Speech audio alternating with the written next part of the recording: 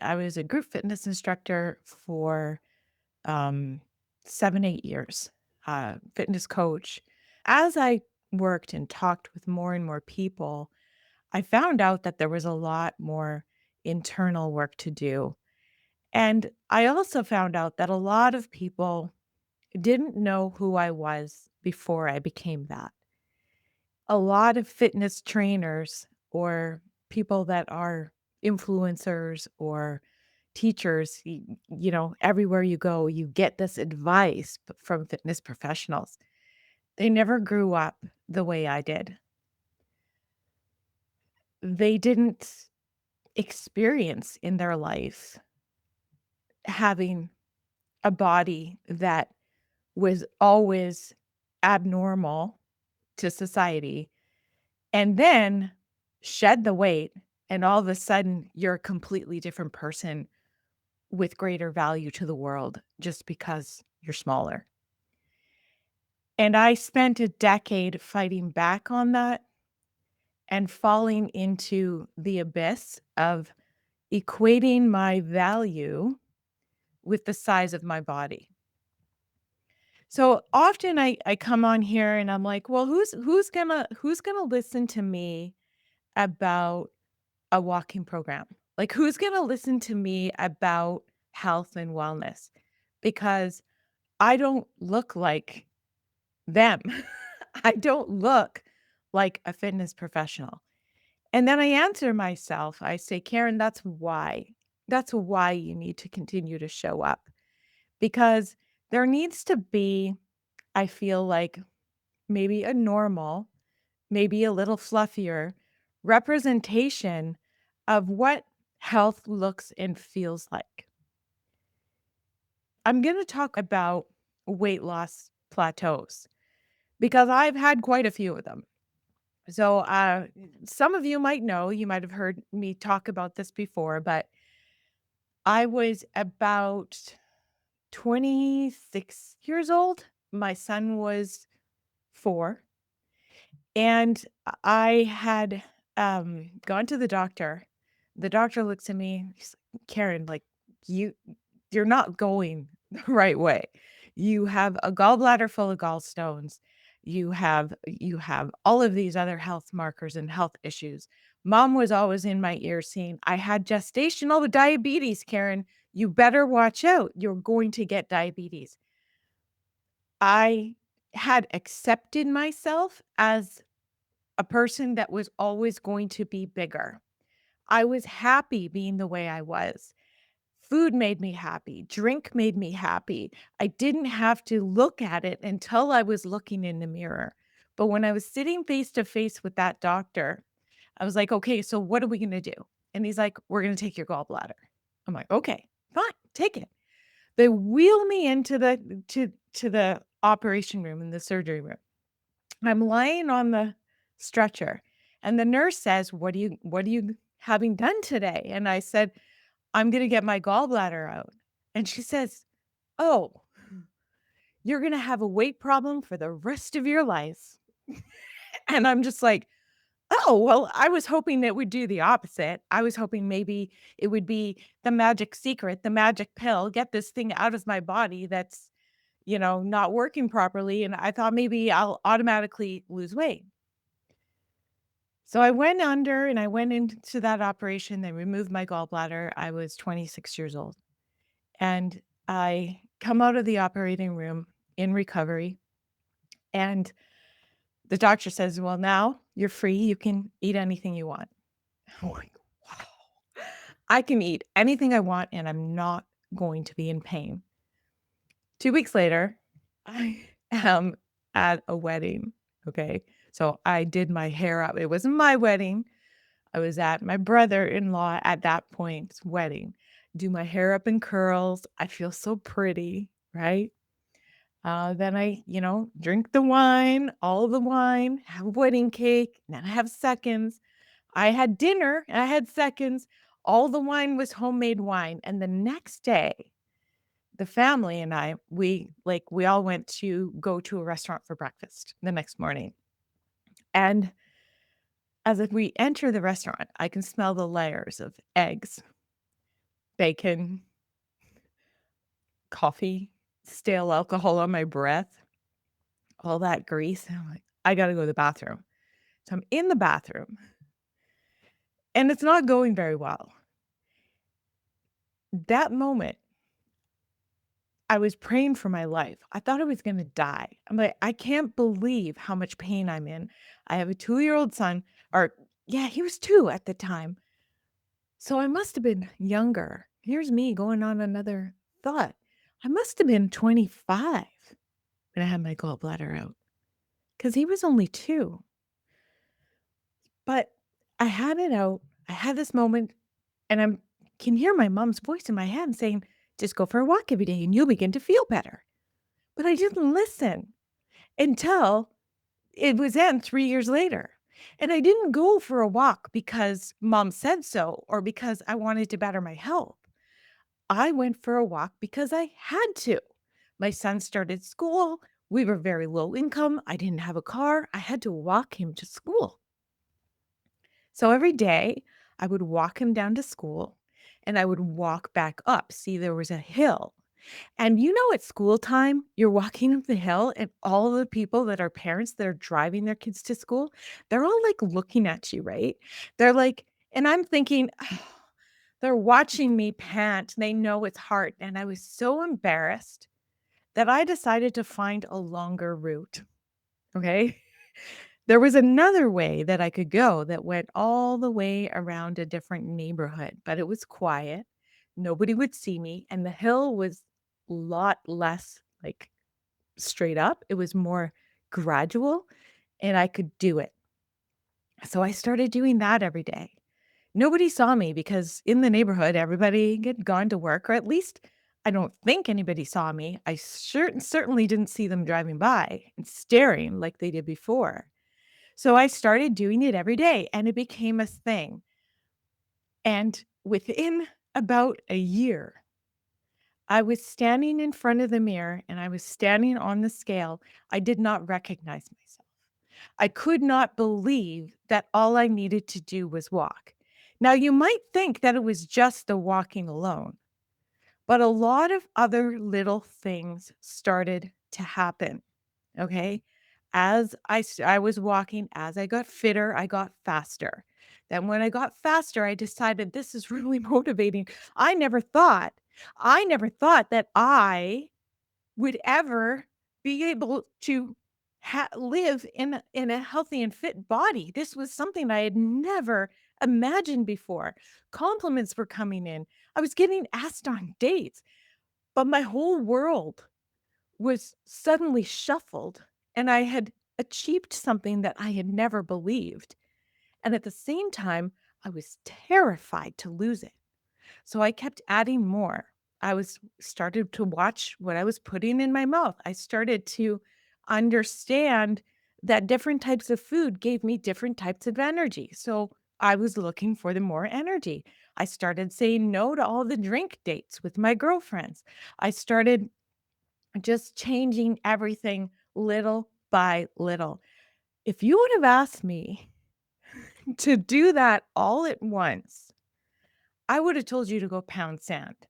I would have said, there's absolutely no way. If somebody would have come to me that was a personal trainer or a fitness expert and said, this is what you need to do to lose weight, I would have told them to pound sand because for number one, I'm never going to lose weight. This is how I was built. I don't need to lose weight. I don't need your plan. There's nothing wrong with me. That would be my first response. My second response would be, I've tried everything before and nothing worked for me. This is just the way I am. This is just in my DNA. Maybe my third response would have been, I'm so offended. I can't believe they said that to me. And all of those are valid. I'm not saying that there's anything wrong with those. What I am saying is that I didn't do everything all at once. I started with one thing. I didn't even start with a reason. Most people tell you that you have to have a goal. My goal was to get my son to school and to get back home without anybody else seeing me. Now, is that's not like a goal that you were told to do? That's not like a a goal setting goal. That was a goal that I made up in my head that I needed to do that kept me motivated to do it. And that's the way that you stay on walking plans that work. That's the way that you stay on any fitness plans that work is it has to be within your terms, within your standards, and you don't need to judge yourself on how big or how small the goal is. It's just getting you moving. Then when I started figuring out that, oh my gosh, my body is changing, I feel better, I feel good, I'm solving the world's problems because back then there was no iPhones. There I was completely disconnected from everything, right? So I got to just, like, think about things in my head.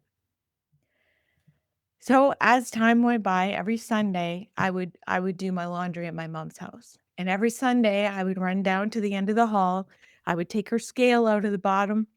She had it in the bathroom cabinet.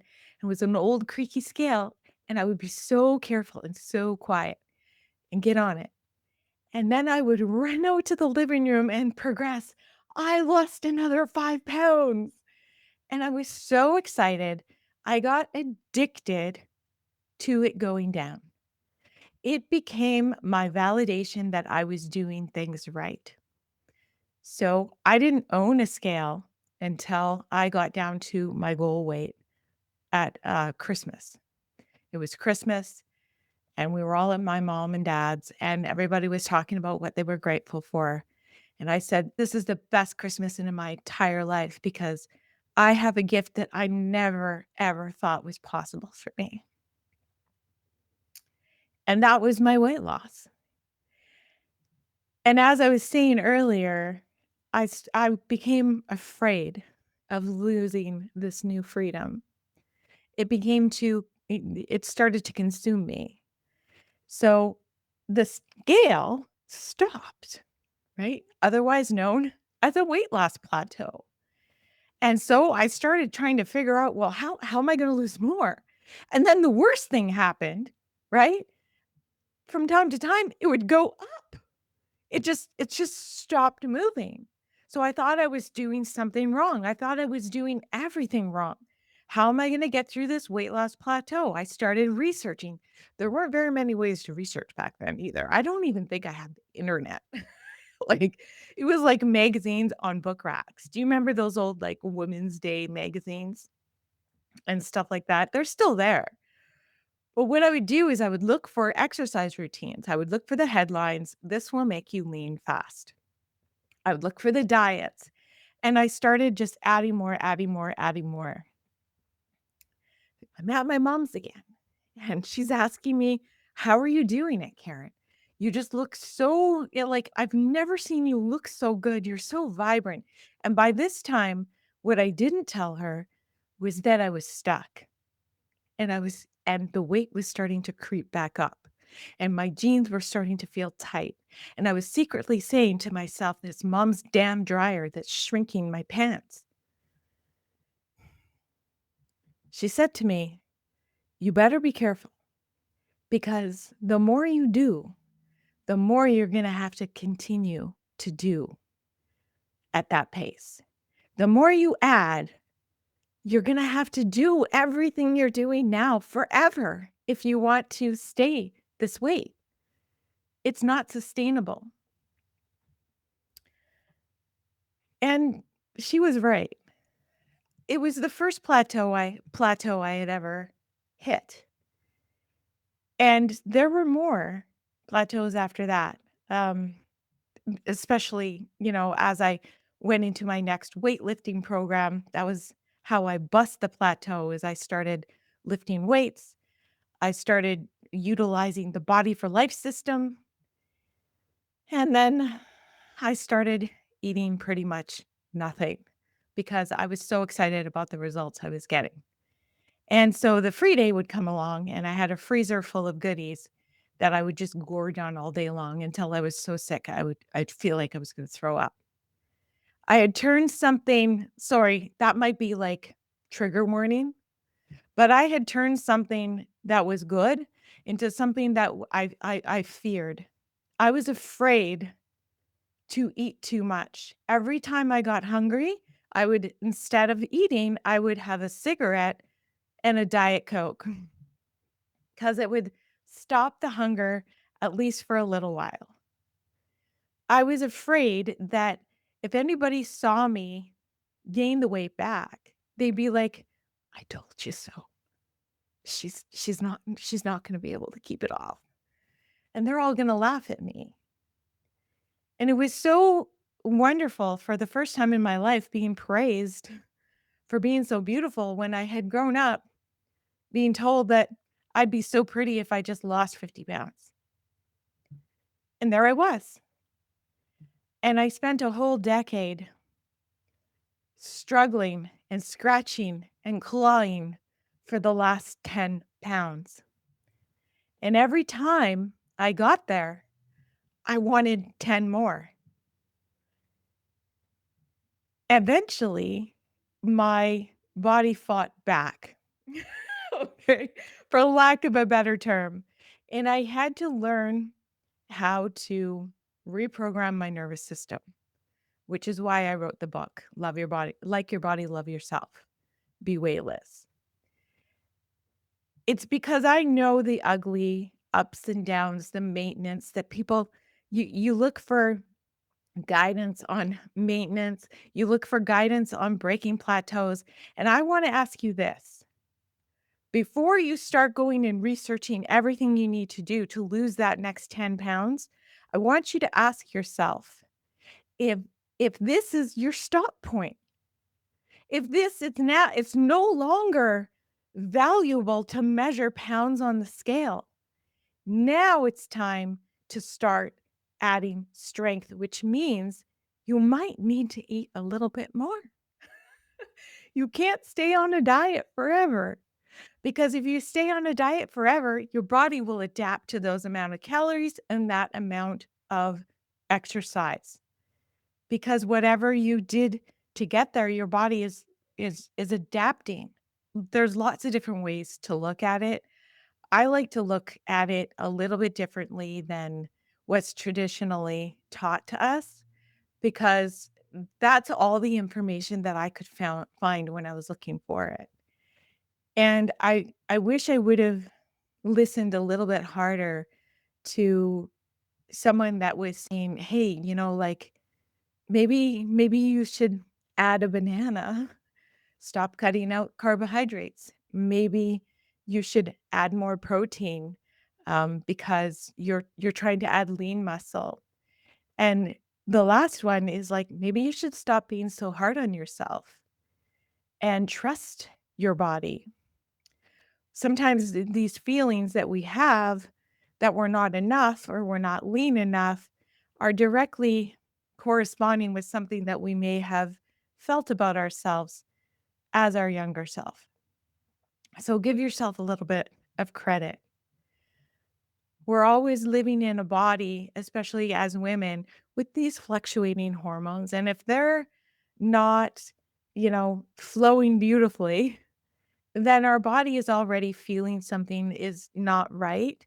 So it might not allow the body to release more weight. It doesn't mean that you're not healthy. It doesn't mean that you're going to gain it all back. Haven't been a repetitive dieter, always chasing that last 10 pounds, I had really wreaked havoc on my nervous system. And I spent the last 5 years repairing it, which meant I had to accept my body about 20 pounds and two sizes bigger than where I've always wanted to be. And then my lightest weight. And loving myself now has been the biggest work that I've ever done. It's forced me to look at different ways of marking health because even though I am living in a slightly larger body, all of my internal stuff is big. I'm no longer anemic, My blood lab is good, my resting heart rate is good, and that's because I learned how to look at different metrics, things other than the vanity metrics. I've also documented so much of it along the way and learned my personal hormonal system. And I think that that is a really big piece of the picture that we don't look at. And so I'm always trying to inspire people to like let's stop looking at the weight. Let's stop looking in the mirror and seeing what we think is not good enough. Let's stop comparing ourselves to what we might see on TV, what we might see coming from a different trainer. That is not our story. Everybody is unique. You have a unique system and it might not be a weight loss plateau. So you cannot take someone else's advice and plant it into your life and think that it's going to work for you because what worked for a different system might not work for you. What you need to do is look inside and start to monitor where you are. Start to figure out what makes me tick and where can I improve that I can sustain. Because it's not just about breaking weight loss plateaus. It's about ensuring that you can be consistent through a lifetime so that when you get to 70, 80, 90, beyond, you can look back and say, thank you. Thank you for taking care of all of me and not just the vanity metrics. And I'm not saying that that's bad. I'm saying that we all do it. So start to look inside before looking elsewhere. So, if you've been with me this long, thank you. Stay real in the comments, and I'll see you next time.